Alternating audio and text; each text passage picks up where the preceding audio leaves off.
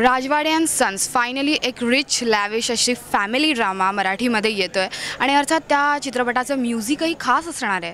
कारण नेहमी पाहिलेली म्युझिकल टीम इथे नाही आहे, एक वेगळी म्युझिकल टीम आहे. कोण आहे आपण स्वतःहूनच जाणून घेऊया प्लीज. दिबार पितो, तेजस, नयनतारा, एड्रियन. गाणं ऐकलं तगमग, that's the lyrics of the song. आणि गाणं ह्या दोघांनी गायलेलं आहे. ह्याने गाण्याचं लिरिक्स लिहिले आहेत आणि तू अरेंजमेंट केली आहेस, राईट? ओके. खास मला दिबार पितोने केली आहे. Both of us have compose a song. Okay. मला लिरिक्ससाठी खास प्रश्न विचारायचा वाटेल की पहिल्यांदा मराठीमध्ये असं काहीतरी रॉ लिखाण होतं आहे आणि ते खरंच आपल्या जनरेशनला जी इंग्लिश मिडियममधनं शिकलेली मुलं आहेत पण ती मराठी बोलतात अशांसाठीचं झालेलं आहे. तर ही आयडिया कशी आली, कुठून आहे? आयडिया आली कुठूनपेक्षा मला वाटतं मी आधी फारसं असं न लिहिल्यामुळे किंवा मी काही सॉन्ग रायटर नाही आहे मराठीतला, तर त्याच्यामुळे मला असं काही प्री कन्सिव्ड नोशन्स नव्हते की असं असंच लिहितात किंवा हे चालतं हे चालत नाही. त्याच्यामुळे मी अगदी म्हणजे पाटी कोरी होती माझी. तर सचिनकडनं म्हणजे जे ब्रीफिंग मिळालं त्या पद्धतीनं माझं इंटरप्रिटेशन मी लावलं तगमग या गाण्यात आणि या पद्धतीचं गाणं म्हणजे तयार झालं आहे. गेस नयन, जसं ब्लू फ्रॉगमध्ये आपण नेहमी पाहिलं आहे काही इंग्लिश रॉक कॉन्सर्ट होत आहेत, आज तू इथे उभं राहून चक्क मराठी रॉक गाणं गायलेली, कसा होता? नक्की वेगळं होतं. मी खूप वेळा परफॉर्म केलं इकडे, पण अशासारखं असा गाणं आणि मराठीत नक्की कधीही नाही. तर खूपच नवीन आणि छान अनुभव होता. नक्कीच. आणि हे गाणं 4 youngsters are going to be in the song and you're singing for them, so how's your experience? The experience was, I mean, see, more than the experience, it's just there's a time, I mean, there comes a time when you go way past these things. The Tagmag, we started working on Tagmag since February. Yeah. So February to today is like, this is October. So, and then there was the entire process of doing the background score for the film. So, you know, it's something that gets into your system, so you don't have to express it in a different way.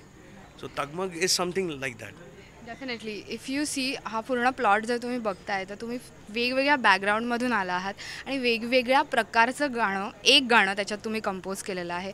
So he is not that well with Marathi but he is singing in Marathi.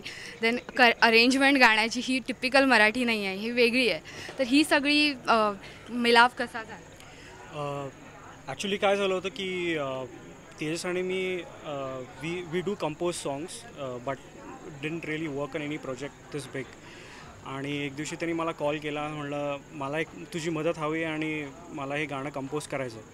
तर तेजस म्हणाला की you know why don't you come over आणि आपण काम करू. So initially I think we did not get the tune right, but then eventually we just took it line by line आणि we thought we should go this way and you know that's the way we proceeded. पूर्ण team young आहे, तुम्ही सगळे नवीन आहात, पण ह्या नवीनमध्येही जुळवाजुळव करून आली नक्कीच करता आली असेल. ह्या गाण्यासाठी ही दोघं सिलेक्ट करायची असं का? सिलेक्ट करायची म्हणजे दिबार पितोनी गाणं अरेंज केलं आहे आणि मला वाटतं ह्या गाण्याची जी एक झिंग आहे ती चालीमध्ये जितकी आहे तितकीच किंवा काकणभर जास्त अरेंजमेंटमध्ये आहे. म्हणजे आपण जर ऐकलं असेल आता तर ते म्हणजे ज्या पद्धतीनं त्यांनी ते double base, drums, guitar arrange केली आहे, तर हा अगदीच पहिल्यापासून होता. सो ह्याचा चॉईस करण्याचा प्रश्नच नव्हता कारण हा आमच्या इतकाच इन्व्हॉल्ड होता आणि आवाज त्याचा सुटेबल आहेच गाण्याला. सो ह्याचा चॉईस असं म्हणजे हा होताच पहिल्यापासून. नयनतारा च्या आवाजाचं आम्हाला अतुलनी सजेशन दिलं होतं. ही आवाज ऐकला ऐकला हा म्हणला हीच गाणार आहे. त्याच्यामुळे मिलाप म्हणजे असं खूप कठीण नाही गेला मला करायला. मॅम हे गाणं किती इंटरेस्टिंग होतं तुझ्यासाठी रेकॉर्डिंग स्टुडिओ? खूपच. जेव्हा मला फोन आला आणि मला सांगितलं गेलं की रॉक सॉन्ग आहे, तर मी म्हटलं कंपोजरनी माझा आवाज ऐकला आहे की नाही. तर मला सांगितलं गेलं की नाही तुझा आवाज ऐकूनच बोलवलं आहे. तर मी थोडी हेजिटेंट होते, पण जेव्हा त्यांना भेटले आणि गाणं ऐकलं मला खूपच मजा आली. तिघंही होते स्टुडिओमध्ये आणि in fact was just like a great day with friends. आणि डेफिनेटली. देवजीत, ये गाना आपके लिए कितना क्लोज है? How close is this? Okay, if our director Sachin had to be here, he would say that this song is like the crispy burger in the film. So that's how close Tagmag is for me. Sachin sir is very good with comparing food with the content. Music So you process goes like interviewed that. him before, looks I mean, you have to look at a song, you have to look at a scene. No, this is not the burger I want. So, or this is not the kind of a pizza I want. So that's how the entire music process of the film goes. So it's all justified.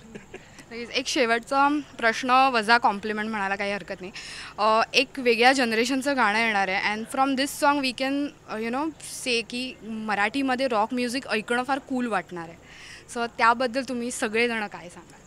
तग मग तग मग तग मग तग मग तग मग तग मग तग मग तग मग तग मग तग मग तग मग तग मग तग मग तग मग तग मग तग मग.